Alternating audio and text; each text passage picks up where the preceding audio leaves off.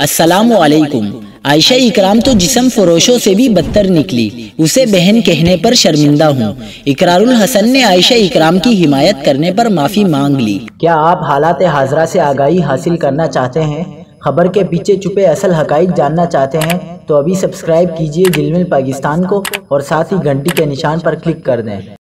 آپ کو بتاتے چلیں کہ اقرار الحسن نے ٹویٹر پر اپنے پیغام میں کہا کہ عائشہ اکرام نے خود کو سر عام برہنہ کرنے والوں سے سودے بازی شروع کر دی۔ انہوں نے کہا کہ میں معافی مانگتا ہوں کہ میں عائشہ اکرام کے ساتھ کھڑا ہوا۔ میں نے ایک ایسی لڑکی کو بہن کہا اور اس کے سر پر ہاتھ رکھا جس نے خود کو سر عام ننگا کرنے والوں کے ساتھ ہی سودے بازی شروع کر دی۔ ایسا تو جسم فروش عورتیں بھی نہیں کرتی۔ اقرار الحسن کا کہنا تھا کہ میں آج بھی کہتا ہوں کہ اس کے ساتھ جو ہوا وہ غلط تھا، لیکن اس نے اپنی عزت کی قیمت لگا کر اس سے بھی زیادہ غلط کیا۔ اللہ کی وحدانیت کی قسم، اس معاملے میں میری کوئی ضد یا انا نہیں تھی۔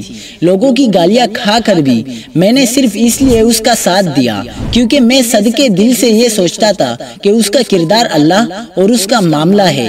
لیکن اب تو وہ جھوٹے سچے ملزموں سے 5 لاکھ لے کر ان سے ڈیل کر کے ان پر ظلم کرنے جا رہی تھی، یہ جانتے ہوئے بھی کہ گرفتار ملزمان میں سے اکثریت غریب لوگوں کی ہے۔ اگر آپ سمجھتے ہیں کہ اللہ نے مجھ سے کبھی بھی کوئی اچھا کام لیا ہے تو اس کام کے صدقے مجھے معاف کر دیں۔ مجھ سے ظالم اور مظلوم میں فرق کرنے میں بڑی بھول ہو گئی۔